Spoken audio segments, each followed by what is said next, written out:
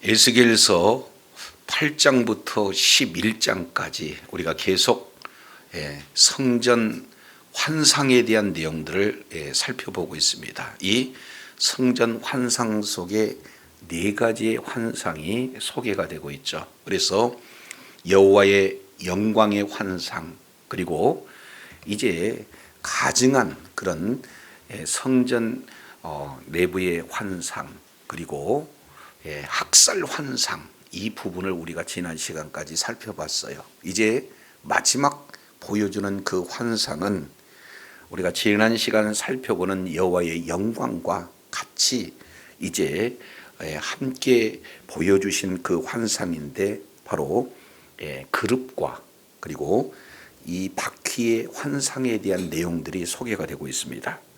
자, 그 내용을 통해서 살펴보면은 이제 10절부터 14절까지 이 내용을 통해서 보면은 그 네 바퀴 환상을 아주 자세히 이렇게 소개를 하고 있습니다. 그래서 바퀴가 이런 네 생물과 함께 지금 이렇게 일치된 행동을 일치되게 운행하고 있는 내용들을 소개를 하고 있다면, 15절부터 17절까지 이 내용은 왜 그 그룹들과 네 생물과 함께 이렇게 일치되게 진행을 하는가 하는 그 운명, 그 내용이 소개가 되고 있습니다. 그것은 바로 생물의 영이 바퀴 안에 있었기 때문이다, 이렇게 말씀을 하고 있어요.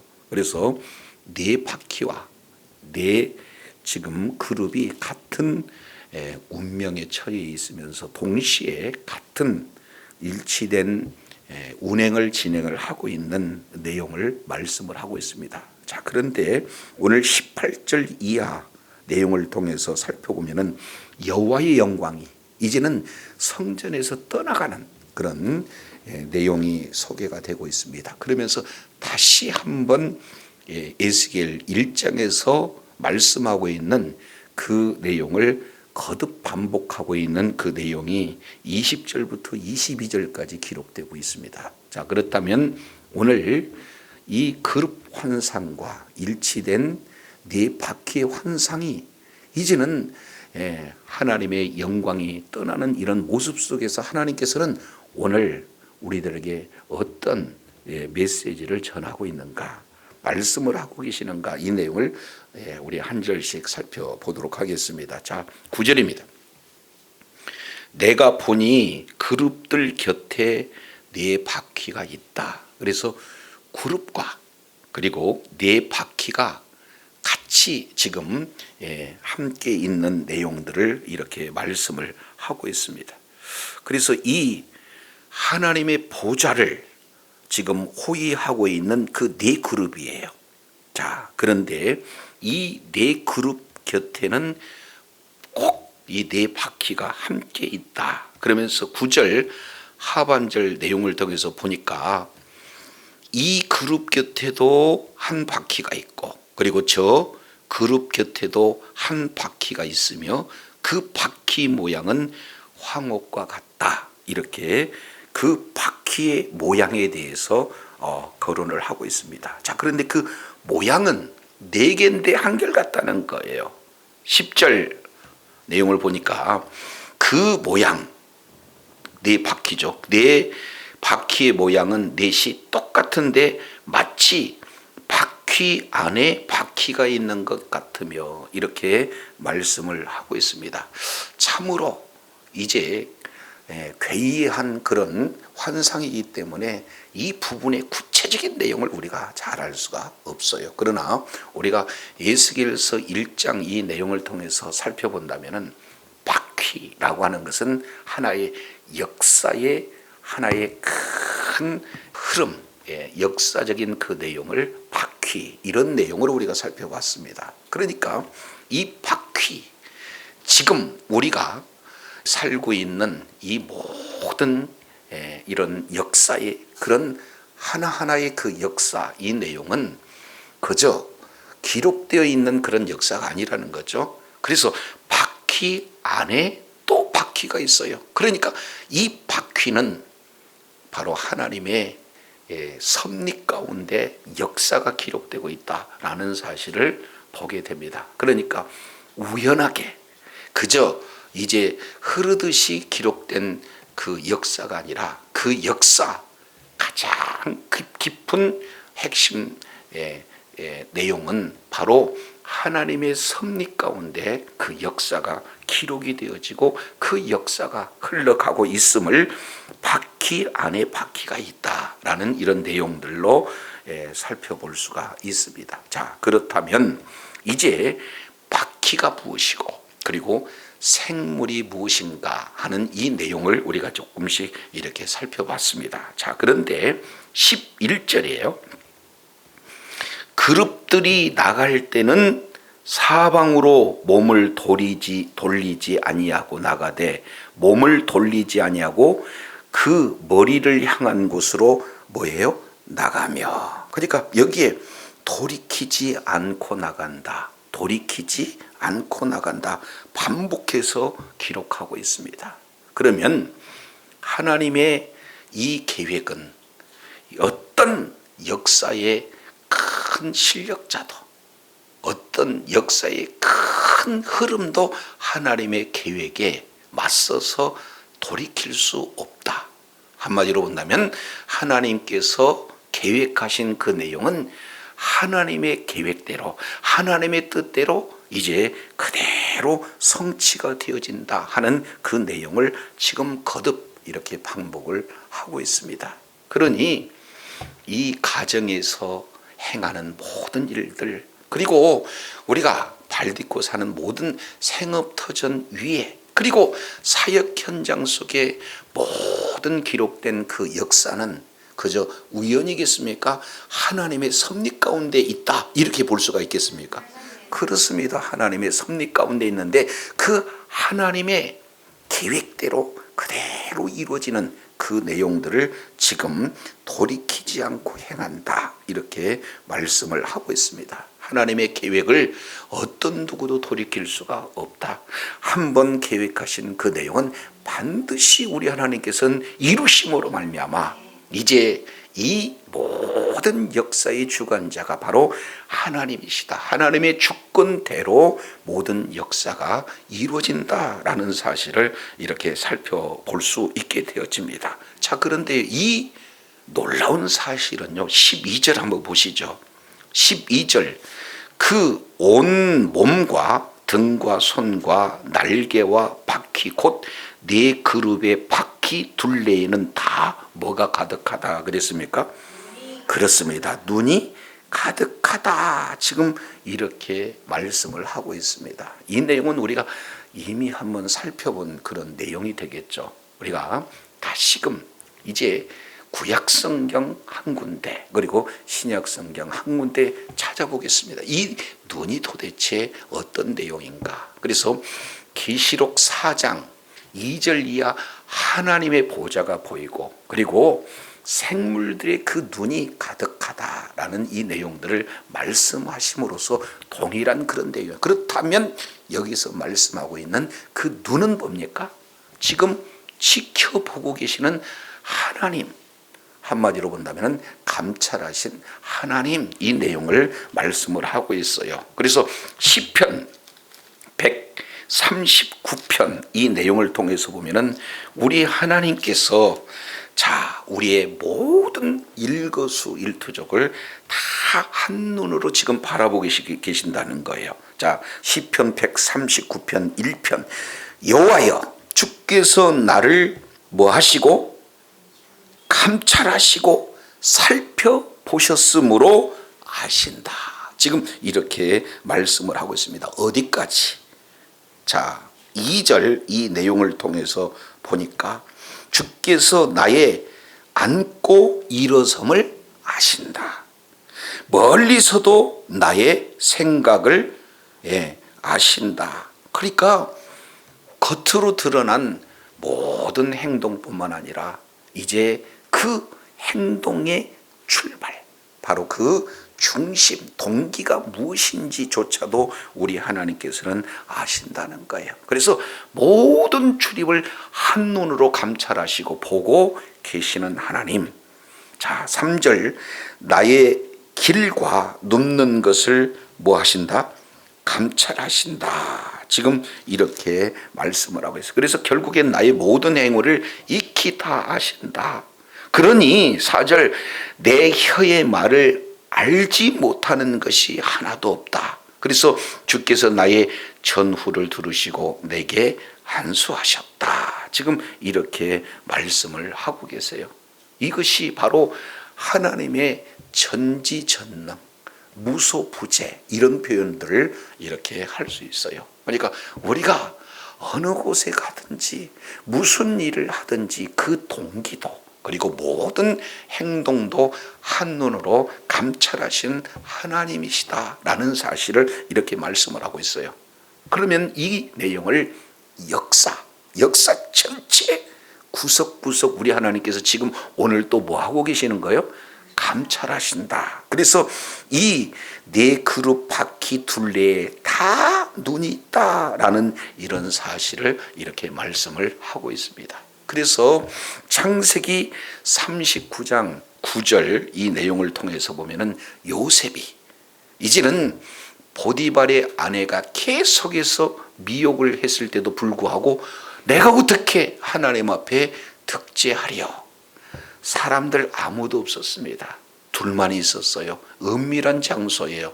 그런데도 불구하고 요셉은 하나님께서 내가 어느 곳에 있든지 앉았던 섰던 무슨 일을 진행하시든지 다 지켜보시기 때문에 내가 어떻게 하나님 앞에 득죄하리요 하고 이제 그 자리를 피했던 그런 내용들을 이렇게 살펴볼 수가 있습니다. 자, 이제 신약 내용을 통해서 보면은 히브리서 4장이에요. 히브리서 4장 이 내용을 통해서 보면은 하나님의 말씀은 살아있다. 그래서 히브리서 4장 12절 하나님의 말씀은 살았고 활력이 있어 좌우의 날선 어떤 검보다 예리하여 혼과 영과 및 관절과 골수를 찔러 쪼개기까지 한다. 이 세상이 어떤 것으로도 혼과 영을 나눌 수가 없어요. 관절과 골수를 이제 완전히 분리할 수가 없습니다. 우리들의 생각이 뭐고 그 뜻이, 마음의 뜻이 무엇인지 분별할 수가 없어요. 그러나 무엇으로만 가능해요? 하나님의 말씀으로만 가능해요. 그래서 13절에 지으신 것이 하나라도 그 앞에 나타나지 않음이 없고 오직 만물이 우리를 상관하신 자의 눈앞에 벌거벗은 것 같이 뭐한다? 다 드러난다는 거예요. 이제 외국에 가려면은 공항을 거쳐야 됩니다. 그러면은 이제 뭐예요? 그 속에 뭐 들어있는지 다 이렇게 이 오늘날 기계를 통해서도 드러냅니다. 그런데 하나님의 그 지혜와 능력으로 하나님 앞에, 말씀 앞에 모든 것이 마치 벌거벗으신지 다 드러난다라는 사실을 이렇게 말씀을 하고 있습니다. 그래서 오늘 에스겔 선지자는 역사의 주관자가 되신 하나님, 그리고 그 역사의 중심에 우리 하나님께서 이제 모든 것을 주관하시고 그리고 감찰하시는 그런 하나님이심을 분명히 오늘 또 말씀을 통해서 보여주고 계시다. 이것을 우리가 이렇게 잊어서는 안 돼요. 자, 그래서 그릇과 생물과의 그런 어떤 관계, 그리고 이 바퀴와의 그런 어떤 내용들을 이렇게 말씀을 하고 있는데 14절입니다. 에스겔서 10장 14절 이 내용을 보면 그릇들에게는 각기 뭐가 있다는 거예요? 네 면이 있다. 그래서 첫째 면은 그룹의 얼굴이요, 둘째 면은 사람의 얼굴이요, 셋째는 사자의 얼굴이요, 넷째는 독수리의 얼굴이다. 지금 이 그룹들, 이 하나님의 그런 어떤 수종드는 이런 존재, 그룹 그러면 케투빔 천사를 지금 이렇게 표현을 하고 있는데 그 얼굴이 각각 네 개의 그런 모습으로 표현이 되고 있습니다. 그래서 그룹 사자, 사람, 독수리 이렇게 지금 표현이 되고 있는데 이것은 에스겔서 1장 10절 이 내용을 통해서 살펴본 그런 환상과 같은 내용입니다. 우리 잠깐 에스겔서 1장 10절 한번 보시죠. 그 얼굴들의 모양은 넷의 앞은 사람의 얼굴이요, 넷의 우편은 사자의 얼굴이요, 넷의 좌편은 뭐의 얼굴이요?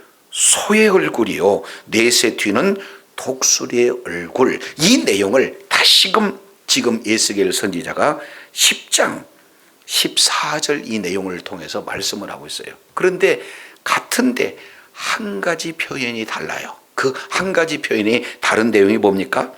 사람, 사자, 독수리 이것은 맞는데 소와 그룹을 지금 뭐예요? 다르게 표기를 하고 있습니다. 그런데 자세히 이 내용을 살펴보면은 그룹이나 그런 소의 특성이 사실은 하나님의 의도를 전달하는 데는 똑같은 그런 개념이다라고 이렇게 살펴볼 수가 있습니다. 왜냐하면 그룹은 혼자 스스로 이렇게 움직여요. 하나님이 이동하는데 그 명령대로 순종을 하는 겁니까?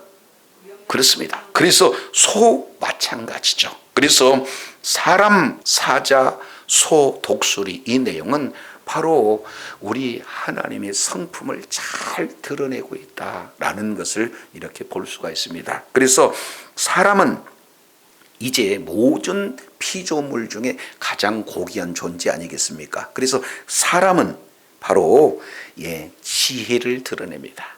그리고 사자는 동물 중에서 가장 용맹스러움을 지금 의미를 하고 있고, 소는 성실함을, 그리고 독수리는 민첩함을 이렇게 말씀을 하고 있어요. 그래서 이 네 가지 성품이 바로 우리 하나님의 그런 어떤 성품을 이렇게 말씀을 하고 있는데, 바로 이 우리 하나님께서는 인격적인 하나님이요, 그리고 이 우리 하나님께서는 모든 이 역사의 주관자가 되실 뿐만 아니라 이제 우리 주님께서는 창조적인 그리고 왕의 힘을 가지고 계신 분이 바로 우리 주님이시다라는 사실을 네 생물의 얼굴을 통해서 우리가 살펴볼 수 있는 대목이에요. 그래서 하나님을 수종드는 그런 모든 피조물들은 이렇듯 하나님의 속성대로 이제 섬기는 이런 어떤 내용들을 지금 잘 이렇게 표현을 하고 있습니다. 자, 그래서 9절부터 14절까지 이 내용을 통해서 네 바퀴를 통해 바로 하나님께서 온 우주 만물을 오늘 또 이렇게 주관하고 계시는 바로 우주의 주권자가 되신다. 그리고 그러한 하나님께서 모든 역사를 이제 통치하실 때 모든 것을 한눈으로 이렇게 보듯이 감찰하시는 그런 하나님이시면서 이제 하나님께서 이렇게 쓰시고자 할 때 하나님의 성품으로 어떻게 순종해야 될 것인가 하는 이 내용들을 이렇게 말씀을 하고 계세요. 자, 그런데 그 그룹들이 이제는 올라갑니다. 15절 내용을 보니까 그룹들이 올라가니 그들은 내가 그발 강가에서 보던 뭐다? 그렇습니다. 그룹은 생물이다. 지금 이렇게 말씀을 하고 있습니다. 그래서 생물은 그룹이에요. 그래서 이제 영적인 존재요, 하나님을 수종드는 그런 존재임을 말씀을 하고 있습니다. 그래서 이 그발 강가에서 보던 그 생물을 10장에서는 드디어 뭐라고 표현하고 있습니까? 그룹들이다. 이렇게 지금 말씀을 하고 있는 거예요. 자, 16절 보시죠. 그룹들이 나갈 때는 바퀴도 그들 곁에서 나가고 그룹들이 날개를 들고 땅에서 올라가려 할 때에도 바퀴가 그들을 뭐한다? 떠나지 않는다. 그러니까 일치된 운명을 그룹과 그리고 바퀴가 함께 하고 있는 그런 어떤 모습을 말씀을 하고 있습니다. 더 나가서 17절 그들이 서면 이들이 서고, 그러니까 그룹들이 서면 바퀴도 서고, 그리고 그룹들이 올라가면 바퀴들도 함께 올라가요. 근데 왜 이렇게 하나의 일치된 움직임을 진행을 하고 있을까? 그 이유를 이는 하고 설명을 해주고 있죠. 그 이는 17절 하반절 내용을 보니까 생물의 영이 바퀴 가운데 있음이라, 지금 이렇게 말씀을 하고 있습니다. 결국 이제 바퀴도, 그리고 그 바퀴와 함께 있는 생물도 사실은 한 운명처럼 이동하고 있는 그 내용은, 그를 주관하고 있는 존재가 누구라는 거예요?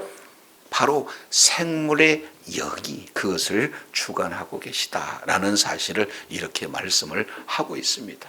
그래서 사도 바울은 이런 어떤 부분을 이제 이렇게 말씀을 하고 있어요. 우리 잠깐 로마서 8장 한 군데 살펴보도록 하시죠.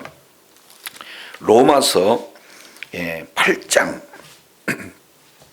13절, 너희가 육신대로 살면 반드시 죽을 것이로되 영으로서 몸의 행실을 죽이면 살리니. 그러니까 죽고 사는 것은 육신대로 사느냐, 영으로서 사느냐, 지금 이 내용을 가지고 살고 죽는 것이 결정이 되어진다, 이렇게 말씀을 하고 있는 것을 보게 되어집니다.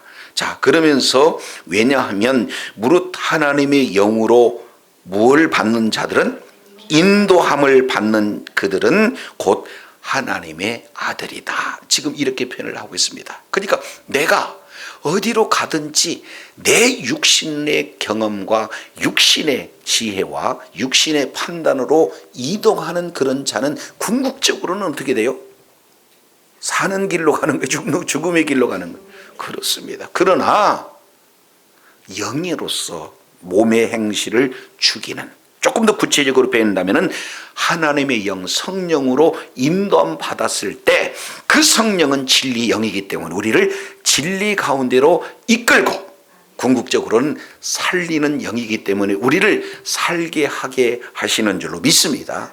그래서 오늘 이 그룹들, 그리고 그룹과 함께 있던 바퀴, 이 내용이 결국에는 바퀴 중심에 누구에 의해서 인도함을 받느냐? 성령에 의해서 인도함을 받는다라는 사실을 이렇게 살펴볼 수가 있습니다. 그래서 저도 여러분도 예수 그리스도를 믿는 믿음으로 이제 우리가 죄 사함을 받고 영원한 그런 생명을 공급받았어요. 이것이 바로 하나님의 은혜인 줄로 믿습니다. 그렇다면 이제 구원받는 우리는 거룩한 성령이 우리 안에 내주하고 계세요.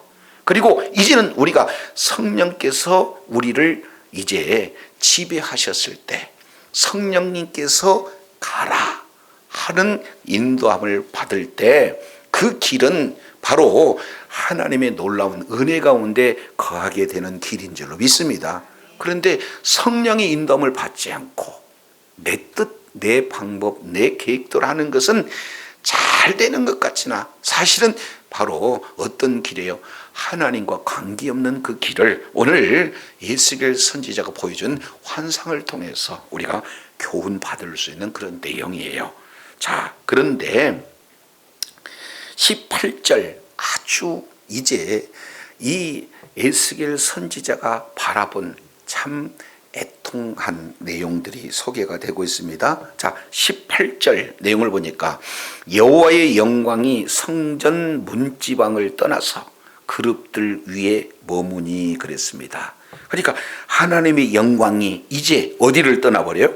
성전을 떠나버려요. 여기서 떠난다라는 원어적 의미는 안에서 밖으로 떠난다라는 그 의미가 이 속에 담겨져 있습니다. 그러니까 결국 성전은 누가 계시는 장소여야 되는 거예요? 하나님께서 이렇게 임재하신 장소입니다. 그러니까 하나님께서 임재하셨다는 것은 여호와의 영광으로 충만했다는 거예요. 그런데 여호와의 영광이 떠난다는 것은 누가 떠나는 거예요? 하나님께서 떠나는. 그러면은 사람들은 외적으로는 성전이지만 성전 안에 하나님께서 함께 하시지 않으면 성전입니까? 건물입니까? 건물이다 라고 이렇게 볼 수가 있어. 그러니까 하나님의 영광이 떠나게 되어지면 이제는 하나님의 보호가 없어지게 되는 거예요. 그러니까 이제는 하나님의 영광이 떠난 그곳에 이제는 이방인 바벨론 군대가 와서 장악해서 이제 예루살렘을 불태우고 모든 성전을 불태우고 예루살렘 성읍을 이제 완전히 황폐시키는 그 일들이 하나님의 영광이 떠나기 때문에 가능하다라는 사실을 이렇게 살펴볼 수 있게 되어지는 겁니다. 자, 그래서 안타깝죠. 19절입니다.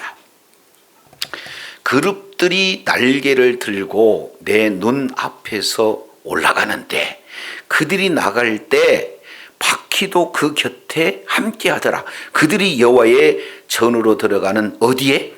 동문에 머물고 이스라엘 하나님의 영광이 그 위에 덮었더라. 그러니까 우리 주님께서는 아직도 지금 여호와의 영광이 그 성전에 관심을 두고 계시는데 어쩔 수 없이 이 성전을 떠날 수밖에 없어요. 그러니 하나님의 영광이 지금 어디에서 어디로 지금 떠나고 있는 거예요?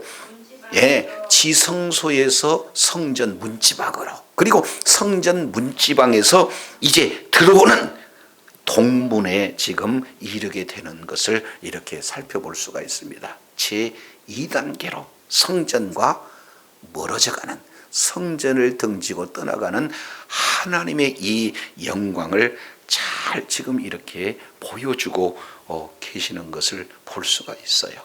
그러면 오늘날 이 내용이 얼마나 심각한 그런 내용인가, 이 부분들을 우리가 사무엘상 4장 이 내용을 통해서 보면은 엘리 제사장 시대에 엘리 두 아들이 있어요. 홈니와 비느하스. 그들은 제사장이지만 이제는 제사를 더럽혔습니다. 그래서 하나님 앞에 드려야 할 제물을 하나님께 드리기도 전에 그들이 취하고 있고, 그리고 이 하나님 앞에 수종드는 여인들을 아주 희롱하는 그 하나님의 제사장 역할을 감당하지만 실제 성경은 그들은 하나님을 모르는 자, 이렇게 표현을 하고 있습니다.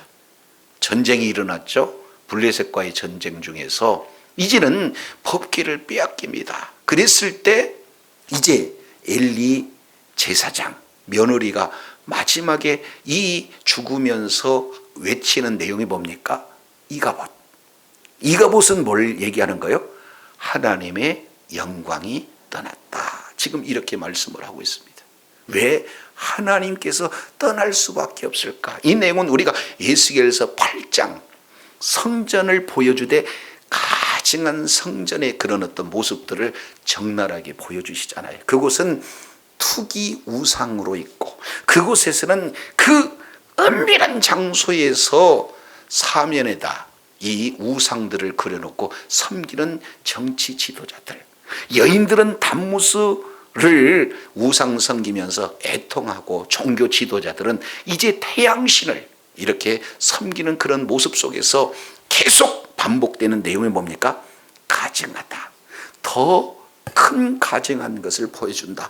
또 다시 더 큰 가증한 것을 보여준다. 그래서 하나님께서 임재해야 하실 그 성전에 가증한 우상으로 가득 채워져 있기 때문에 하나님께서는 이제 그들과 함께 하실 수가 없어서 지금 뭐하고 있어요?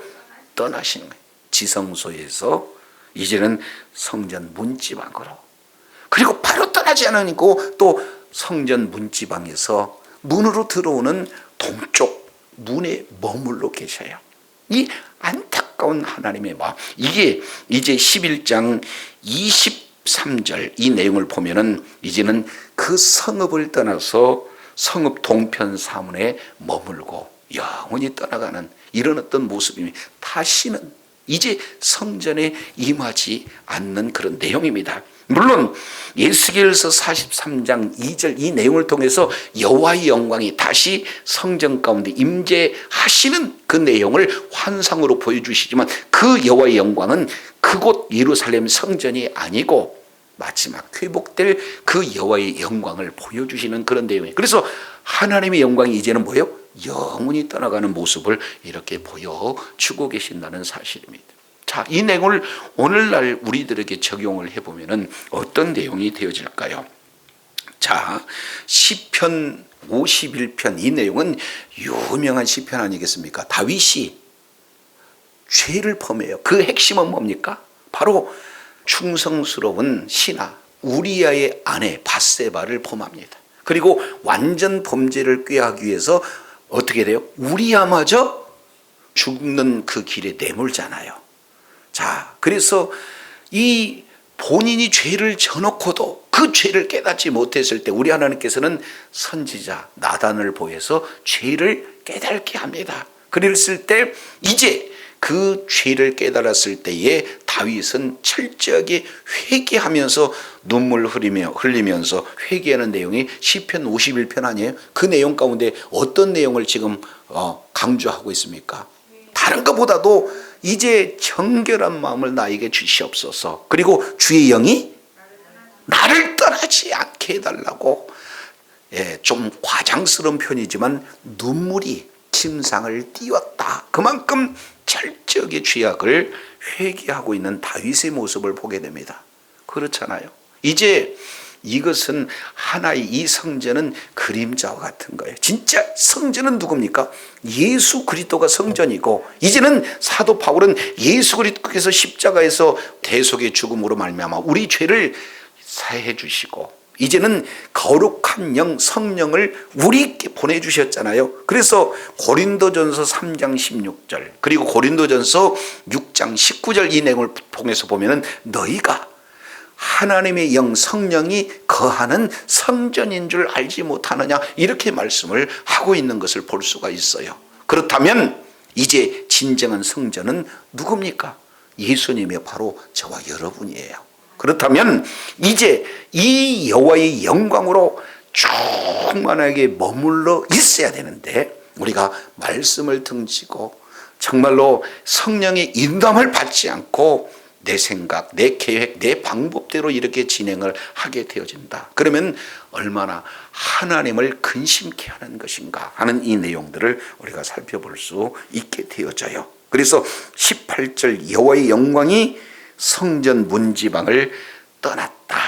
그리고 19절 그 그룹들이 날개를 들고 내 목전의 땅에 올라가는데 그들이 나갈 때 바퀴들도 함께 가고 그들이 여호와의 성전으로 들어가는 동물에 머물고 이스라엘의 하나님 영광이 그 위에 머물렀더라.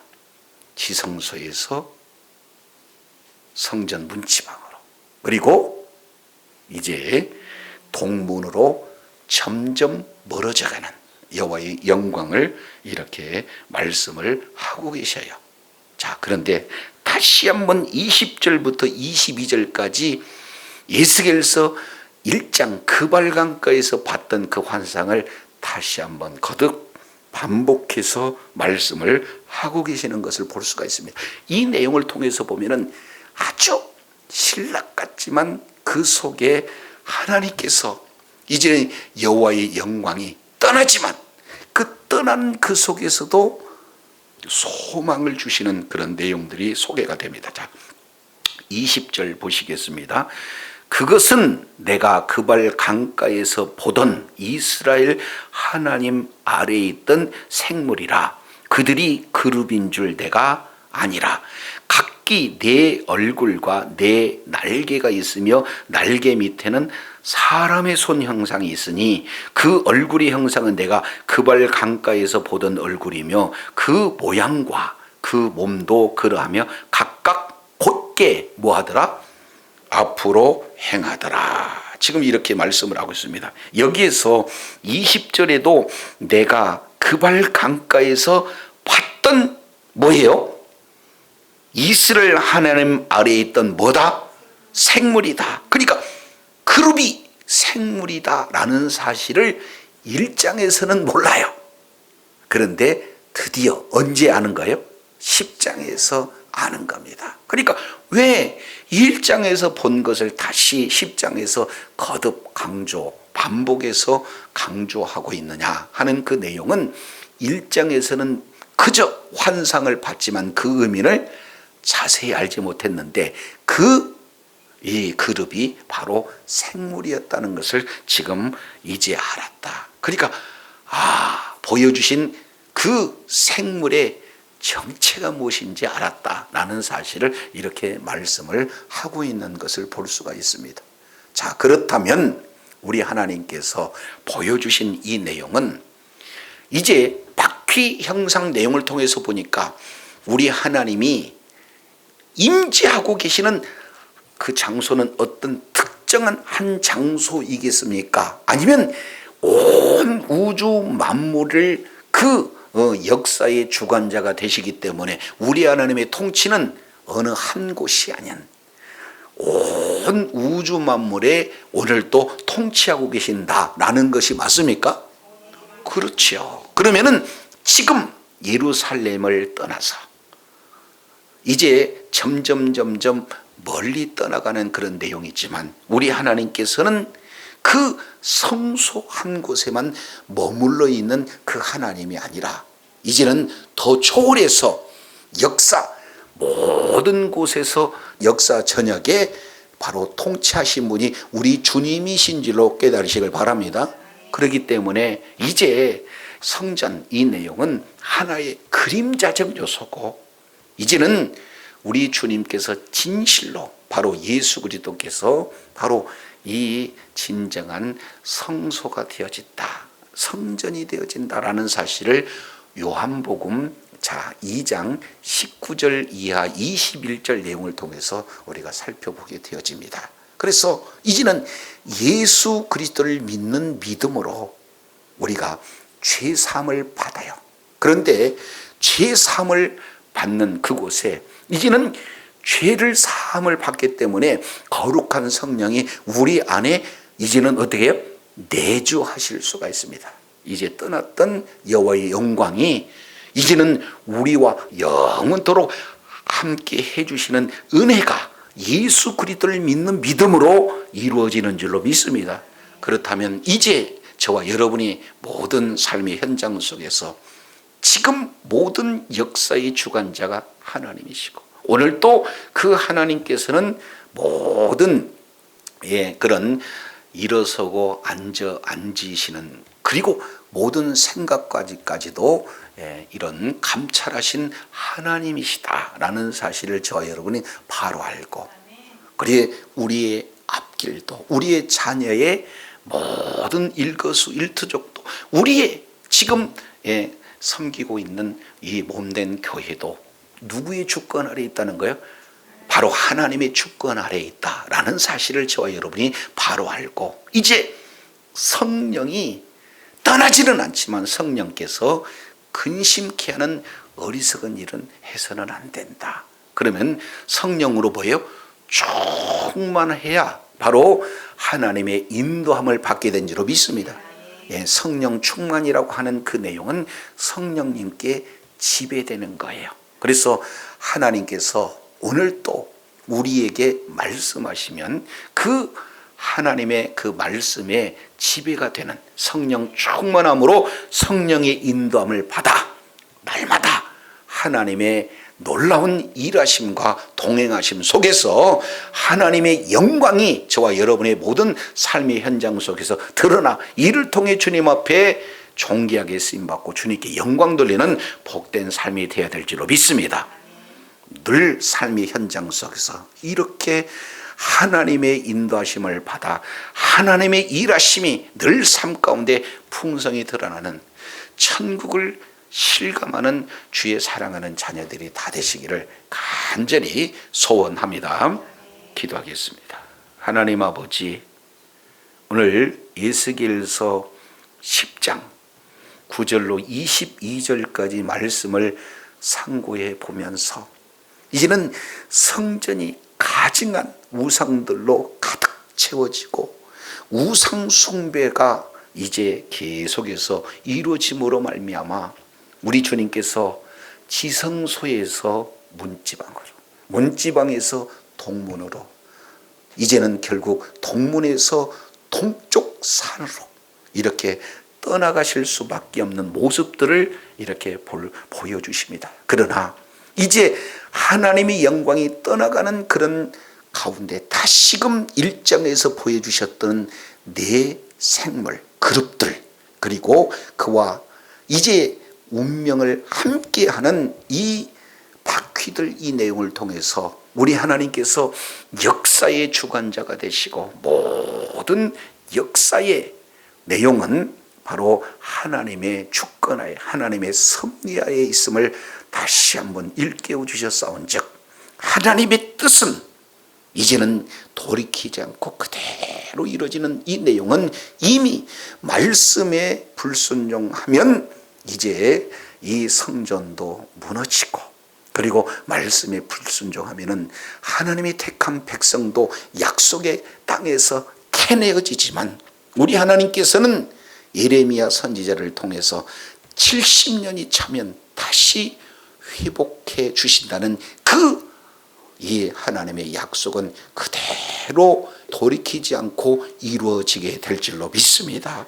이제 예수 그리스도를 믿는 믿음으로 말미암아 그림자, 성전은 무너지지만 바로 참된 성전 예수 그리스도를 이제 보내주심으로 말미암아 우리들에게 소망은 바로 예수 그리스도를 믿는 믿음으로 이제는 영생을 얻어 하나님 앞에 영광 돌릴 수 있는 소망과 비전을 이렇게 보여주셨사온즉 날마다 예수 그리스도를 믿는 믿음으로 이제 성전된 그런 모든 주의 사랑하는 자녀들이 있는 그곳에서 하나님의 임재하심 가운데 하나님과 동행하고 하나님의 일하심으로 하나님의 영광을 드러내는 삶으로 더욱더 주님께 영광 돌리는 주의 사랑하는 자녀들 다 되게 역사하여 주옵소서.